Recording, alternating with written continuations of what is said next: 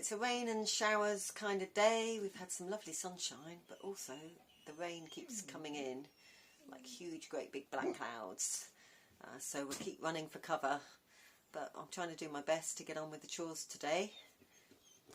Maybe October, but there's still a lot going on in the garden. You'll be surprised.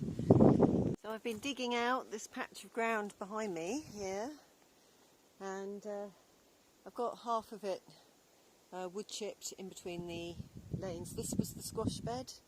I had a lot of crown prince squash and all sorts of squash. So one thing that we can be certain of at this time of year in October is there's always going to be a lot of weeding to do.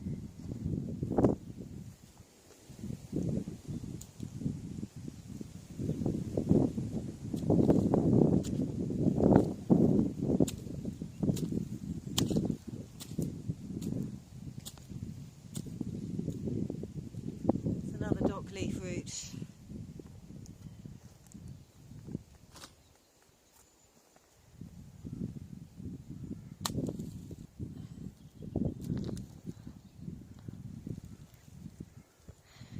And look at the size of this one.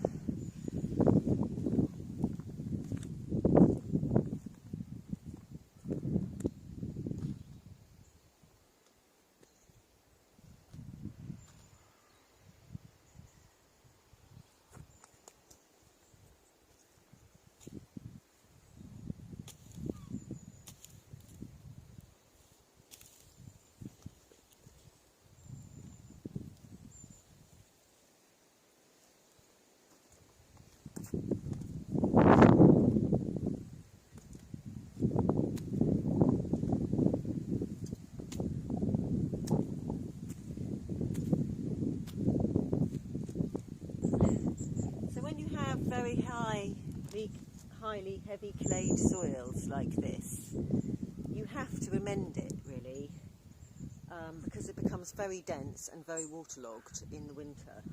So if you can put finer like compost on the top of it, then that's going to start building healthy soil and also helping make a more loamy soil rather than a heavy clay soil, which is going to be much more productive as a garden.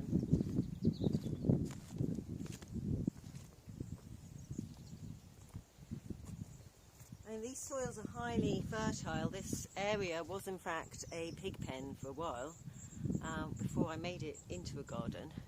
So it had a good manuring for about a year before I started to develop it into my garden area. But we have, you have to get these roots out. You can't leave the creeping buttercup in here, because it will just keep growing back. So, though no dig methods are preferred, one, we have to get all these big rocks out. Two, we have to get the dock leaves out and the creeping buttercup. And then slowly, as the years go by, this bed will become loads more productive, and a much better soil tilth will be produced, and I won't have to weed it in the same way. But for the early stages of building beds on my particular land, I have no choice other than to proceed in this way. And it is time consuming and slow going, but you can see we've made a lot of progress.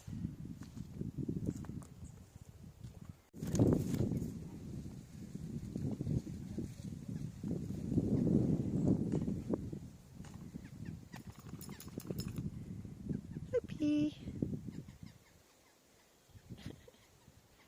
So in this end of the bed I've already prepared this.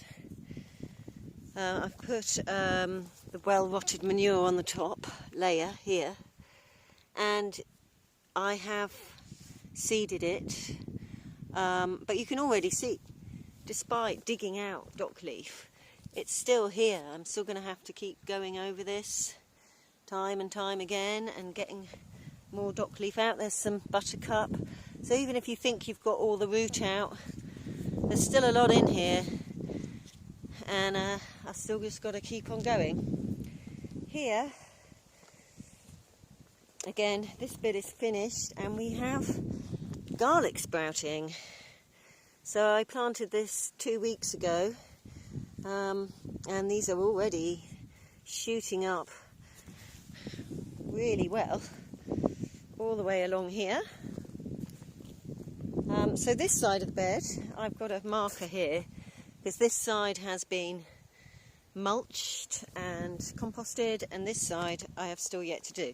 There's a bit of compost here, needs breaking down. So this is still just the heavy clay, though it's been dug over and ready to go.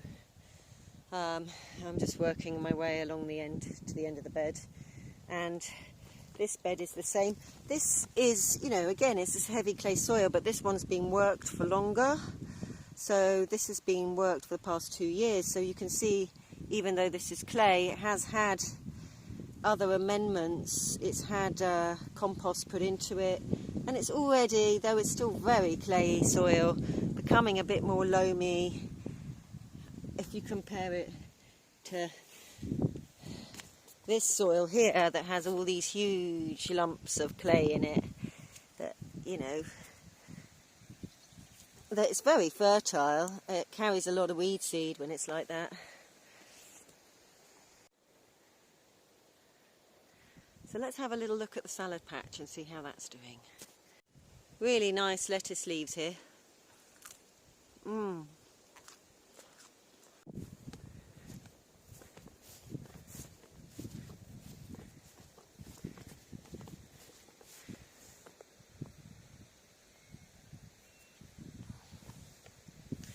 So there's still a lot of lettuce. We're still picking off these beds, and this is a patch of cut and come again. These are the Marvel of 4 Seasons, and this is a Lolo Rosso, and then we have a lot of these frilly sort of endive type lettuce. I really love these ones. These are really lush leaves, really tasty. Another patch of mixed lettuces here. These red ones are so pretty. They just add such a nice colour to the salad mix.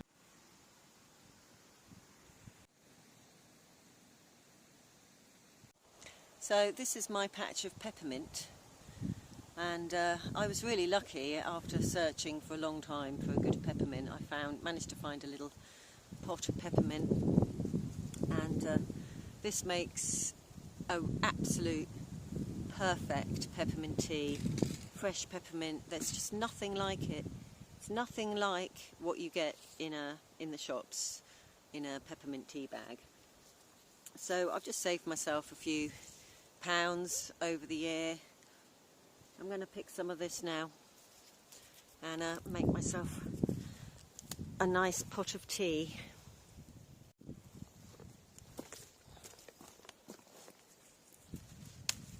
You can pick the flowers as well as the leaves. Here we've got some where I've already... It's spreading all over. I mean, it's very, very vigorous, this sort of plant, which is why I think it's quite hard to find in the garden centres, because people don't want it in their little gardens in this country because it just takes over. So in between my lettuce patch here, this is the path. I mean, it's hard to tell the difference, but again you can see that this is just all dock leaf, and I pick this out at least twice, 2 to 3 times a year. I pick out these paths with my little pick and get all these dock leaf roots out. But they keep growing back, you know. It's going to be an ongoing issue that I have to deal with. So behind me here I have my spring onion patch, which took a real battering in the heat over the summer, and all the tops of the spring onions fried basically and just went all dry. So what I did to recover it, excuse me, what I did to recover it was to basically just give it a little mow with a strimmer and trim the top off of all the spring onions. and now you can see they've grown back beautifully. So let's see if we can find some little onions to pick. I mean, here's one here that's rebulbing. It's only just got a tiny little shoot on it.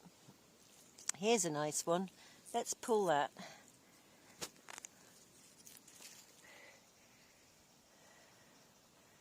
Scallions.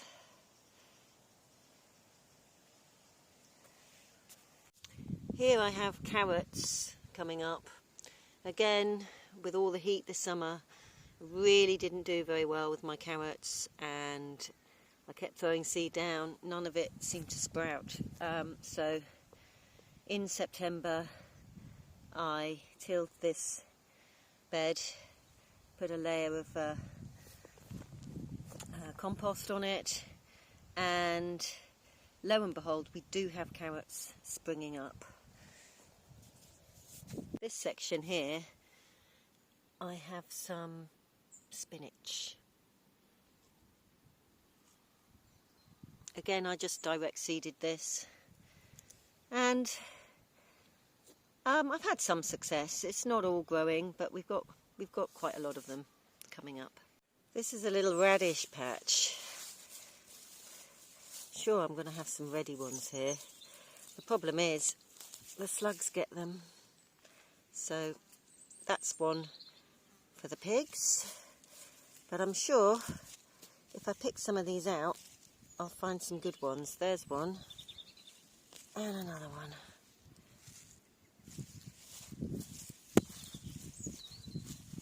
Just got to make sure I pick them before the slugs do.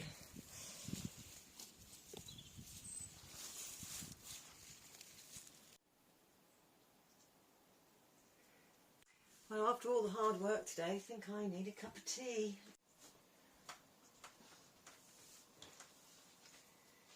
In October, it's a time of year where we're coming up for the festival of Halloween, or Samhain, All Hallows Eve, All Saints Eve, and it's a time to think about our ancestors. But not just our ancestors, also a time to think about the past and to take stock. So I'm taking stock of the past year and everything that's happened in 2022 as we come into the winter months and prepare for 2023. And I have to say, it has been a very difficult year on the farm in 2022. In many ways, I would say it was harder than the COVID pandemic, where in a way we were all cushioned slightly, and I had somebody else here on the farm helping, as well as my partner, and so, you know, I didn't really have too much of a problem then. But this year's been difficult. I've had to say goodbye to my dear old dad, my father, who passed away early in the year, and almost the next day the Ukraine war broke out, and then my partner had an accident and got tusked by our boar. We then had to have the boar culled, and in the process of looking after him, I missed a lot of weaner sales, and couldn't really get on with the business side very well, so that all that spring business was kind of lost, and I was really quite thrown. So it's taken a long time for me to deal with all of those shocks that came in all close to one another. Now the summer's over, I felt like I strove to do a lot. We did all that fencing. Someone came to help us, a friend came and helped for a couple of months over the summer, so we worked very hard doing a lot of fencing. So consequently, you know, the business side of things has taken second place, and that is what I want to turn around for 2023, and I hope to have more veg boxes going and more pork sales, and sort of move the farm forward. I feel I've always had a great vision for this place. I can't move as fast as I would like to. There are very, various reasons for that. One is financial. I don't have the resources. I don't have enough men on the ground. I'm limited with my own physical strength, even though I'm really hard working and I can really push myself and I can do quite a lot. I do have some very minor disabilities that do hold me back. I have tennis elbow, carpal tunnel. I have a disability in my foot. So I find that I end up limping. I have to make sure I have really good footwear. And all of these things, you know, slow you down. So one of the things that I'm wanting to do is work out how to create more income. I live in abundance. I have abundance all around me. I would say that I am honoured, privileged and very, in a way, lucky to have this place and to have everything that I have so far. In a way you could say, well, we've only been here for 4 or 5 years. It's not a long time. But I also see a lot of young farmers, you know, having thousands of pounds of sales from the gate within the first 2 years of setting up, because they've got money behind them, because they've got investment, and they can make things happen a lot faster. When you're constantly running on just, you know, I mean, I have an income, but it's a small income, so everything's a little bit at a time. So I need to work out how I'm going to increase my income. That's number one. Number two, how can we make sure everything is safer for the future? That is an important thing. Looking after my health.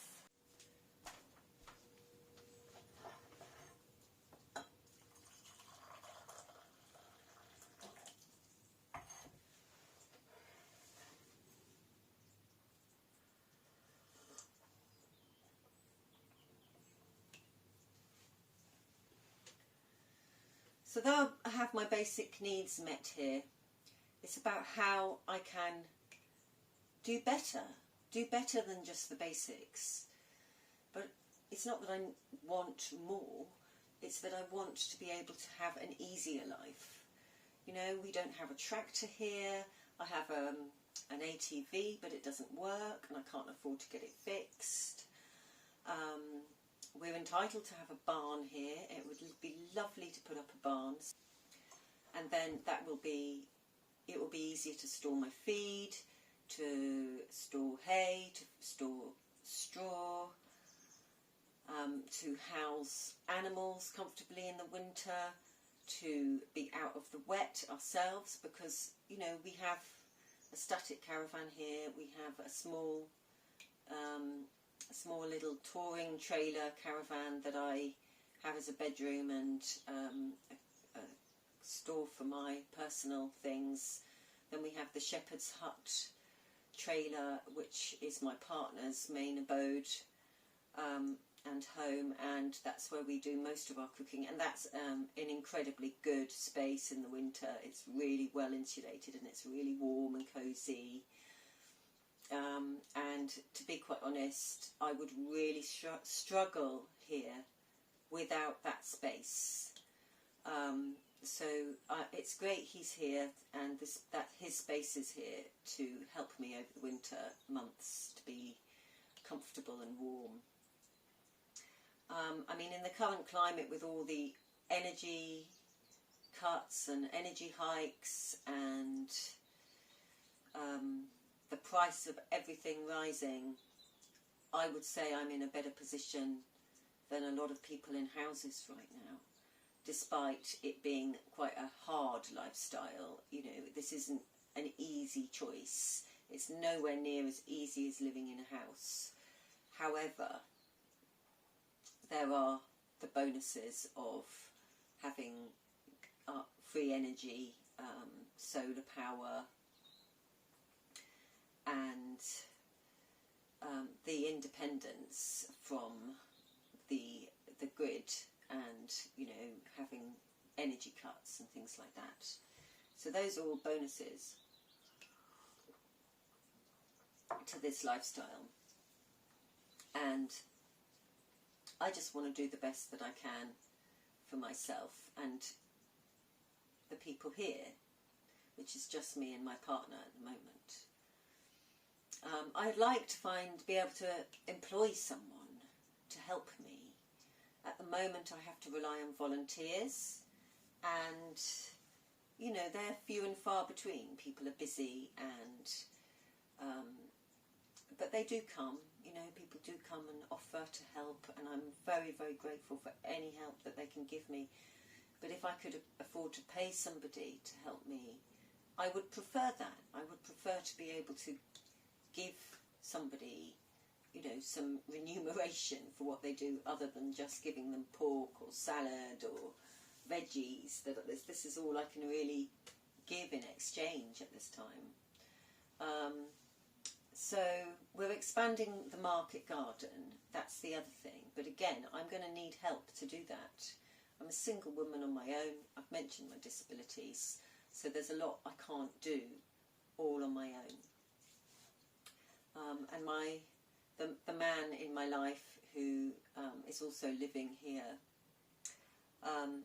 isn't really committed to this lifestyle or to this farm. He has his own life, his own independent life. He has his own working life, and he's earning money. He puts in money to this place, which is keeping things going, and he's keeping me going, and he's very loyal. And I'm, again, very grateful for him being here. However, he's not committed. He doesn't want to farm. He doesn't want to grow a garden. He doesn't want to do anything here. He has a place in Portugal, and because we've had Brexit, his ultimate goal is to move to Portugal and spend more time there, which again will leave me for long periods of time on my own to manage everything. I mean, from day one of moving on here, I wanted to create a farm gate sales. And I did start off with egg sales. I have a little egg box at the front of the gate, and all the eggs were getting smashed, broken. The honesty box was stolen, even though it was empty, but they still, you know, hacked it off the top and stole the box.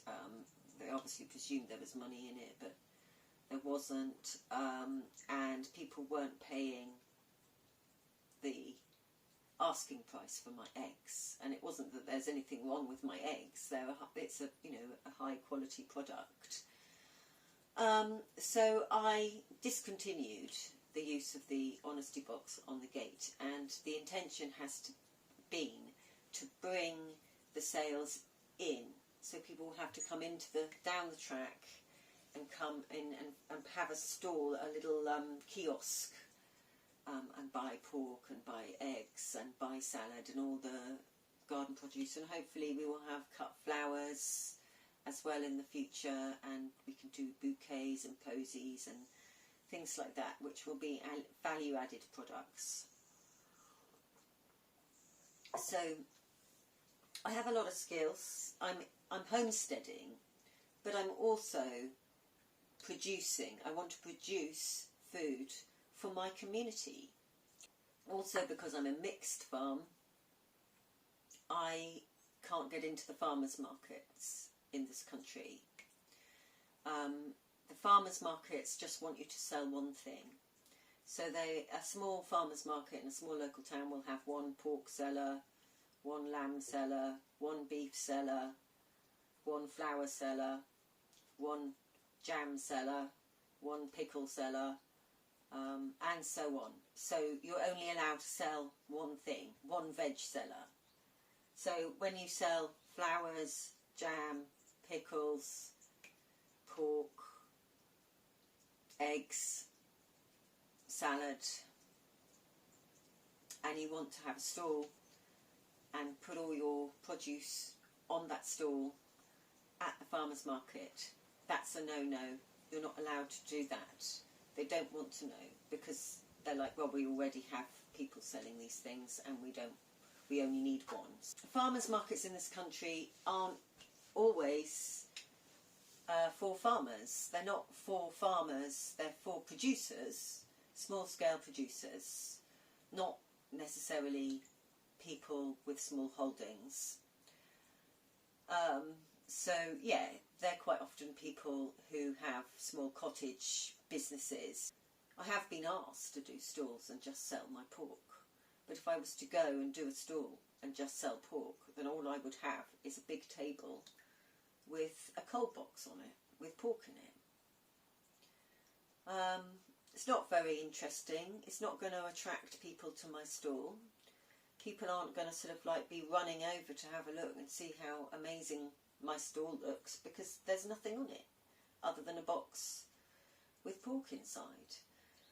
So you'd probably sell a little bit, but if you've got to pay 10, 20, 30 pound for the pitch, it's not even worth going. These are all hurdles that I've found as a smallholder and homesteader in the UK, that I have found, you know, blockages to me making progress. However, we've managed to navigate around these things.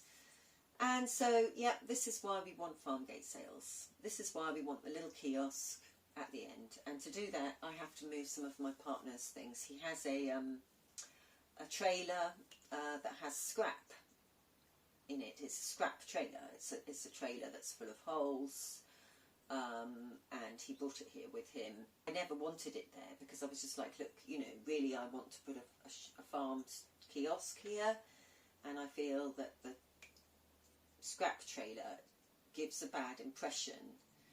But he won't have any of it. He can't see that that's a problem. He thinks it's fine having it here. So that's, you know, that's been an issue because I can't move it myself. And every time I try and tackle that with him, I'm sort of met with a bit of a brick wall, really. Sort of, you know, he's not emotionally available to help me. So, because he doesn't see that there's a problem and he doesn't really understand. So that's been 5 years. And I feel that it is a stumbling block in a way. I mean, it's also the stumbling block is that I need someone to build me the kiosk, and nobody's willing to help me do that either. So again, I have to wait until I've got some financial support to build a kiosk. The other thing is my chicken caravan, which was a donation, and really it's really tatty. It looks terrible. The paint's all peeling off. I could repaint it, but then all the paint's going to peel off again. So I'm reluctant to do so because really I need a new one, and I'd like to get a new one. So for 2023 I'm looking to build a new chicken mobile. I really appreciate everybody who has subscribed to my channel so far, and there are various ways that I can increase my income. One of them is to get 1,000 subscribers. So the more people who subscribe to my channel, the more chance I have of getting monetized on YouTube and putting out more content and better content. And then if I get monetized, that would give me a bit of income, and then I would be able to make a lot more progress. So that's one option. However, that's quite hard to do for me when I'm sort of working so hard on my own, and running the whole show on my own, to be able to find enough time to do videos and make enough content and everything. So I'm not hugely optimistic that that is actually going to occur and I will actually make it to 1,000 subscribers and therefore be in a position to monetize. But I'd love it if I can, so I certainly want to try. So if you're watching this video, please subscribe to my channel, please like my videos, and you'll really help me maybe make that a reality. So that's one option. Another option is to do perhaps do a PayPal account to for people to donate if people would like to see, you know, support what we're doing here in the whole regenerative agriculture, farm scale farm. If people would like to donate even just a little bit, that would really, you know, start to help make some of these new projects a reality. So that is again something that I'm looking at for 2023.